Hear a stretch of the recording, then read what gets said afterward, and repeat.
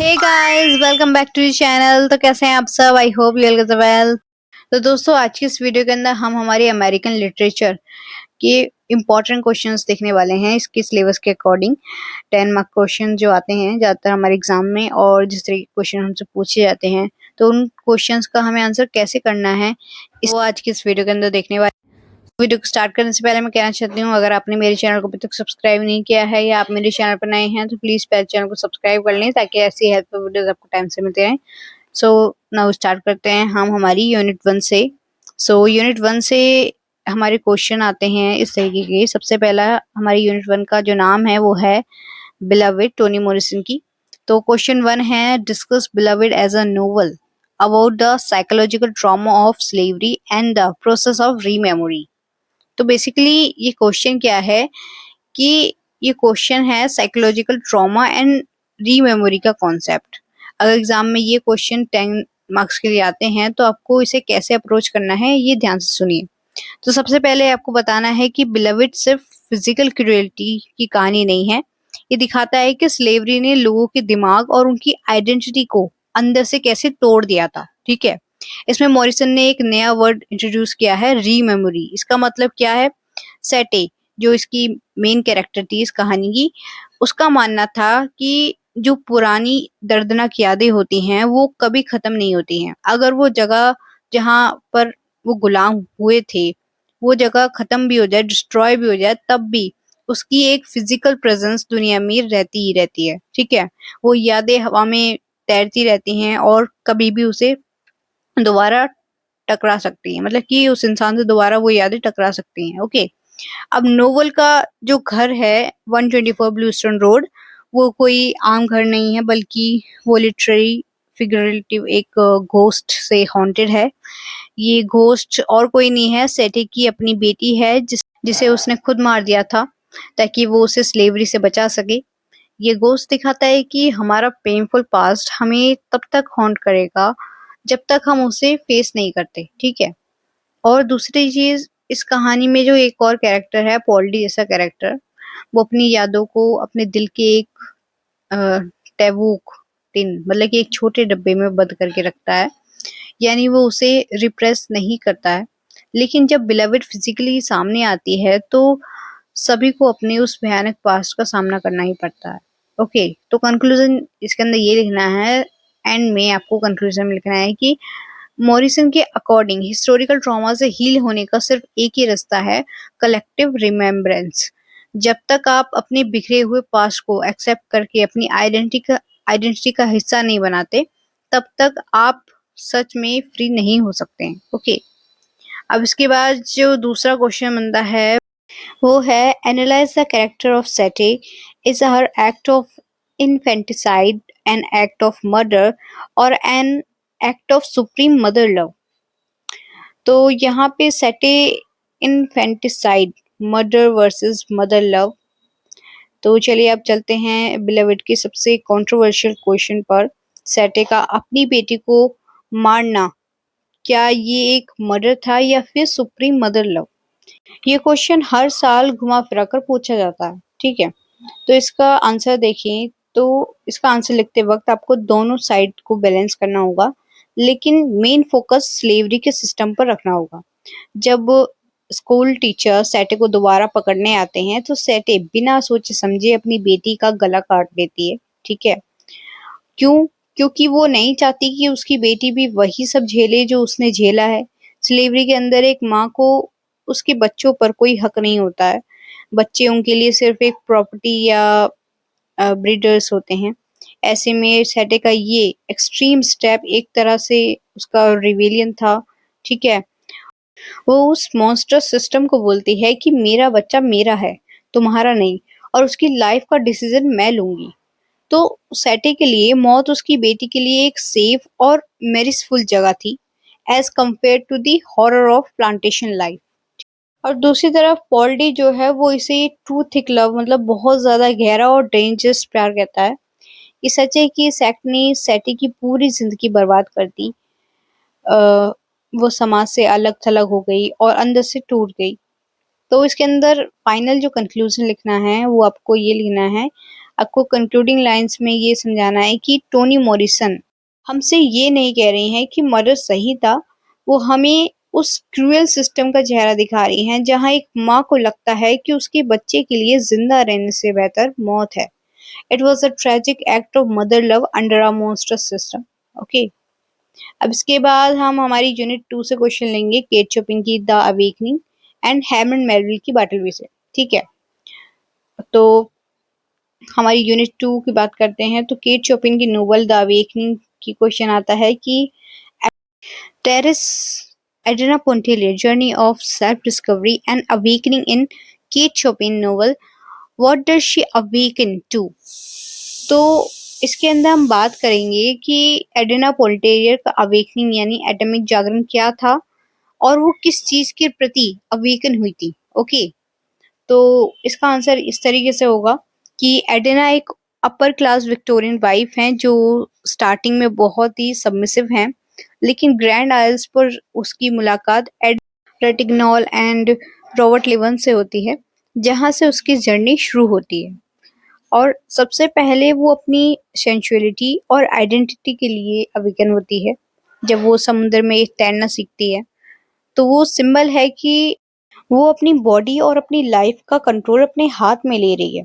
ठीक है, और वो समझ जाती है कि वो सिर्फ एक वाइफ या मदर नहीं है, बल्कि उसकी अपनी एक सेक्सुअल और आर्टिस्टिक आइडेंटिटी है। ओके, और वो विक्टोरियन सोसाइटी के मदर वुमेन के रोल से मतलब खुद को रिजेक्ट कर देती है। एडल इस रोल के लिए एक परफेक्ट एग्जाम्पल है जो अपने बच्चों के लिए खुद को मिटा देती है, लेकिन एडिना ऐसी नहीं है, मतलब ऐसा होना नहीं चाहती है। वो अपने पति और बड़ा घर छोड़कर एक छोटे से पिजन हाउस में शिफ्ट हो जाती है और पेंटिंग करके पैसे कमाने लगती है ताकि फाइनेंशियली इंडिपेंडेंस मिल सके। लेकिन इस अवेकनिंग का एक दुखद पहलू भी था कि एडिना को रियलाइजेशन होता है कि चाहे उसका पति लियोन्स हो या फिर उसका सच्चा प्यार रॉबर्ट हो या उसका कैजुअल पार्टनर एल्सी एरोविन, कोई भी उसे पूरी तरह फ्री नहीं देख सकता। ठीक है, क्योंकि हर मर्द उसे पोजेस अपना बनाकर रखना चाहता है। सो एंड में कंक्लूजन आपको लिखना होगा कि एडिना एक ऐसी पैट्रियार्कल मतलब कि पुरुष प्रधान दुनिया में अवेकन होती है जहां एक आजाद और इंडिपेंडेंट औरत के लिए कोई जगह है ही नहीं। इसलिए उसका एंड में समुद्र में चले जाना या तो उसकी हार है या फिर अपनी सोल को बचा लेने के लिए आखिरी डेफिएंट एक्ट है। ठीक है, अब आगे हम हमारी इसकी एक और क्वेश्चन देखते हैं। तो है critical evaluate the symbolic significance of the sea in Kate Chopin the Awakening. तो इसका आंसर ये हो सकता है कि नोवेल में जो समुद्र है वो सिर्फ एक बैकग्राउंड नहीं है, वो एक कैरेक्टर की तरह है। वो सिड्यूटिव और विस्परिंग है, यानी वो एडेना की सोल को अपनी तरफ बुलाता है।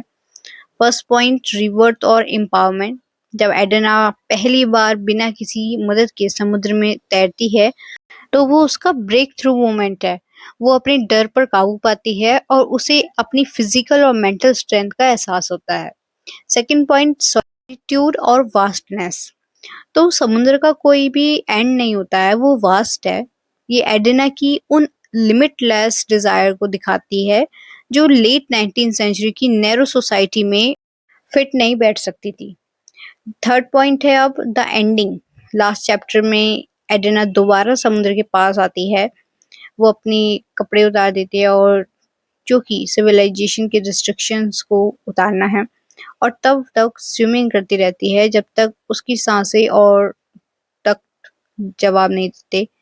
ठीक है, दूसरा इसके अंदर जो कंक्लूजन लिखना है वो है, इन शॉर्ट समुद्र यहाँ लिबरेशन मतलब आज़ादी और डिस्ट्रक्शन दोनों का सिंबल है। वो एक मैटरनल स्पेस की तरह है जहां एडेना अपनी सोल को सोसाइटी के हाथों ब्रेक होने से बचाने के लिए खुद को समुद्र को सौंप देती है। ठीक है, अब हम हमारी दूसरा जो चैप्टर है बैटल बी द स्क्रिवनर से लेते हैं question. Discuss Herman Melville Bartleby the Scrivener as a critique of modern capitalism and Wall Street commercialism. Okay, तो हमारा जो क्वेश्चन है वो है हर्मन मेलविल की सबसे फेमस शॉर्ट स्टोरी बार्टलबी द स्क्रिवेनर की। इसका सबसे कोर क्वेश्चन है ये स्टोरी मॉडर्न कैपिटलिज्म और वॉल स्ट्रीट कमर्शियलिज्म को कैसे क्रिटिक करती है। ठीक है, तो इसका आंसर इस तरीके से हो सकता है। इसका आंसर आपको वॉल स्ट्रीट की सेटिंग से शुरू करना है। वॉल स्ट्रीट फाइनेंशियल पावर का हब है, लेकिन वहां की बिल्डिंग की ऊंची ऊंची दीवारें नेचुरल लाइट को ब्लॉक करती हैं। ये दिखाता है कि कैसे कॉर्पोरेट लाइफ इंसान को चारों तरफ से बंद कर देती है। कैपिटलिज्म में इंसान को एक मशीन का पुर्जा समझा जाता है। कहानी के बाकी क्लर्क्स, टर्की, निपर्स, जिंजर नट अपनी पर्सनल आइडेंटिटी को खो चुके हैं और सिर्फ अपनी प्रोडक्टिविटी के लिए ही जाने जाते हैं। और बाटलबी को भी एक ह्यूमन कॉपी मशीन की तरह देखा जाता है, मतलब कि रखा जाता है। लेकिन बाटलबी एक नए तरीका निकालता है, पैसिव रेजिस्टेंस। उसका एक ही डायलॉग पूरी सिस्टम को हिला देता है, I would prefer not to. मैं ये ना करना पसंद करूंगा।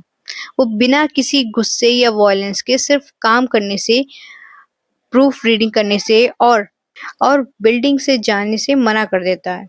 ये पूरे ट्रांजैक्शनल सिस्टम्स के मुंह पर एक थप्पड़ है।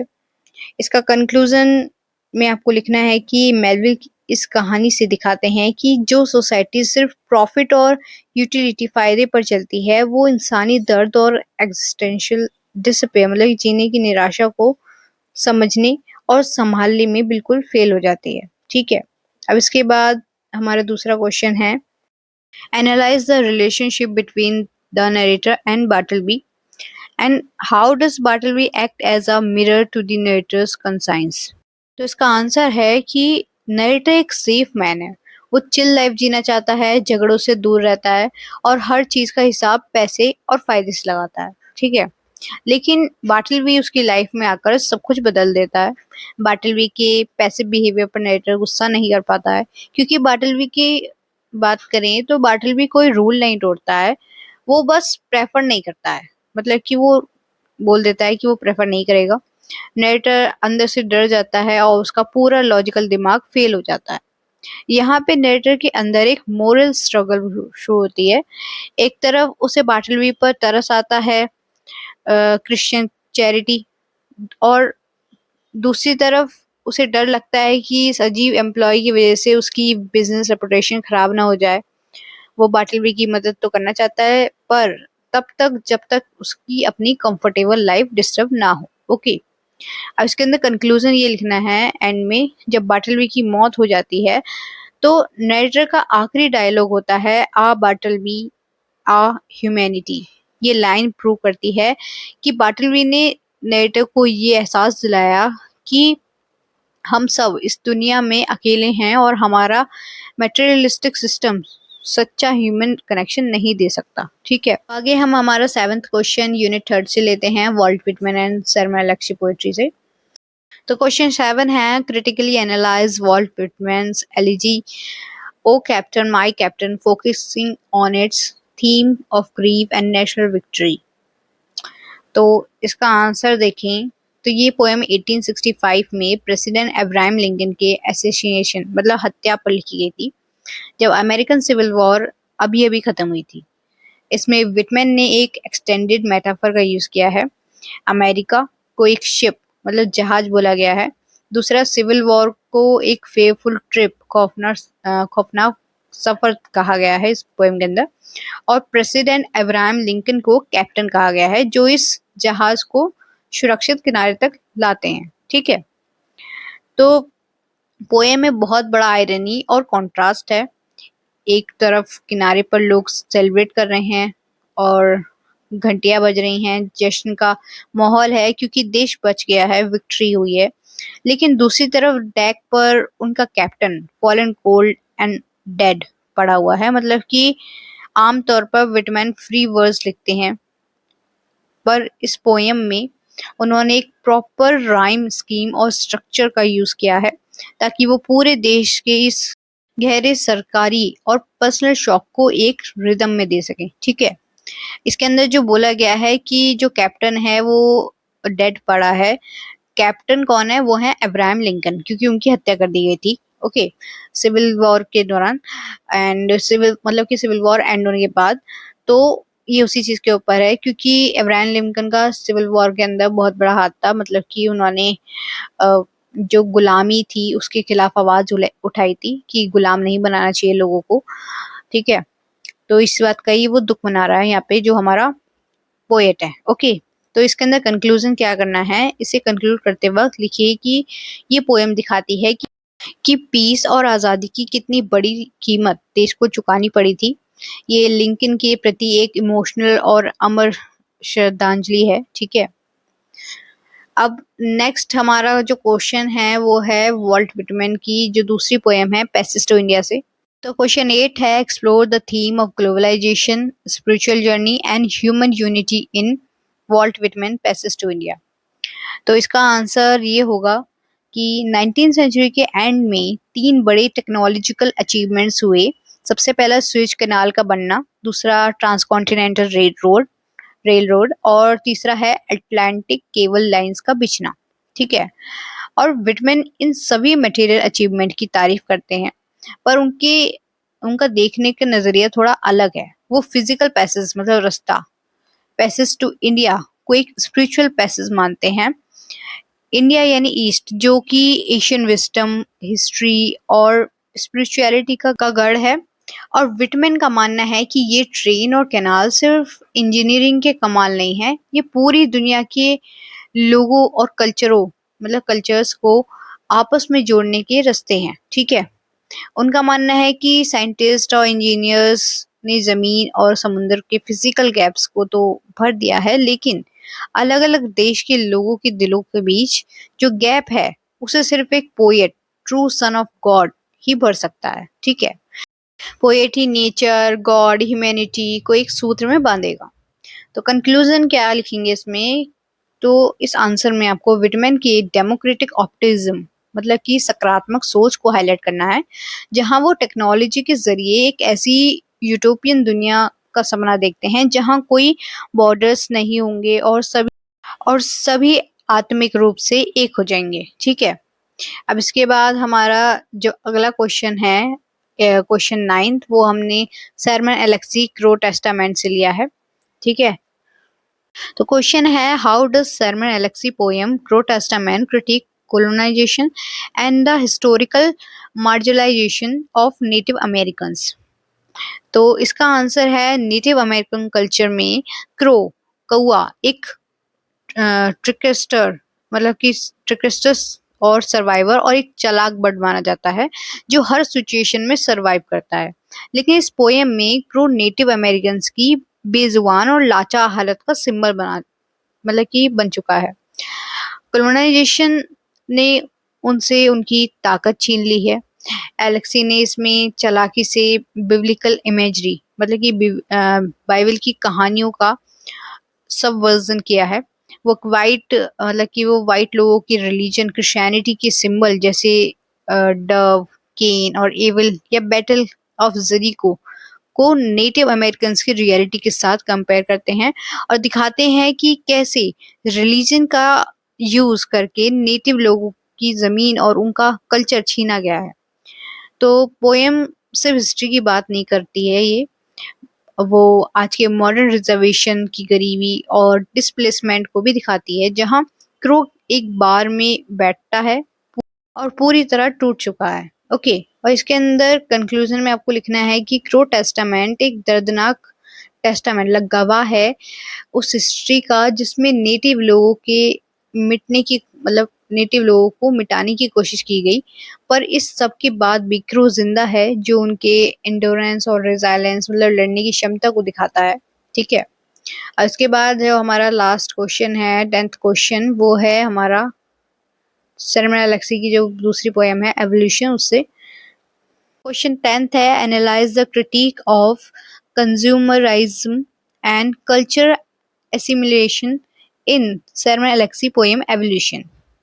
तो इसका आंसर कुछ इस तरह है, जो कि एक बहुत ही पावरफुल क्वेश्चन है। इसका आंसर है, पोएम का मेन कैरेक्टर है बफेलो बिल, जो रियल हिस्ट्री में नेटिव अमेरिकन्स के हाथों से उनकी जमीन छीनने के लिए जाना जाता है। ठीक है, पोएम में वो रिजर्वेशन के ठीक बाहर एक पाउंड शॉप मतलब गिरवी रखने की दुकान खोलता है। ये पाउंड शॉप मॉडर्न कैपिटलिज्म का सिंबल है। गरीब और लाचार नेटिव अमेरिकन्स अपनी हर कीमती चीज, अपने गहने, अपने ट्रेडिशनल कपड़े, अपनी सेक्रेट चीजें और धीरे धीरे अपने दिल और अपनी हड्डियां तक उसे मतलब उसके पास गिरवी रख देते हैं ताकि उन्हें थोड़ा पैसा या अल्कोहल मिल सके। ये उनकी पूरी आइडेंटिटी के बिक जाने का मेटाफर है, ठीक है। और सबसे बड़ा पंच लाइन और आयरनी पोएम के एंड में आता है जब बफेलो विल उन सभी नेटिव लोगों से उनका सब कुछ छीन लेता है और उसके बाद वो अपनी पॉन शॉप बंद कर देता है और उसी जगह पर एक museum of native American cultures खोल लेता है। और सबसे शर्मनाक बात, वो उन्हीं नेटिव अमेरिकन से उन्हीं की स्टोलन हिस्ट्री देखने के लिए टिकट के पैसे चार्ज करता है। तो आपको एंड में कंक्लूजन देना है कि एवोल्यूशन एक बहुत ही कड़वा और सच्चा सटायर है। ये दिखाता है कि कैसे वाइट कंज्यूमर कल्चर ने पहले एक जिंदा जागृति को मार दिया और जब वो मर गई तो उसे ग्लास के पीछे सजाकर उसे पैसे कमाए, मतलब कि उससे पैसे कमाने लगे। ओके, सो इसी के साथ हमारे ये 10 के 10 क्वेश्चन कंप्लीट होते हैं।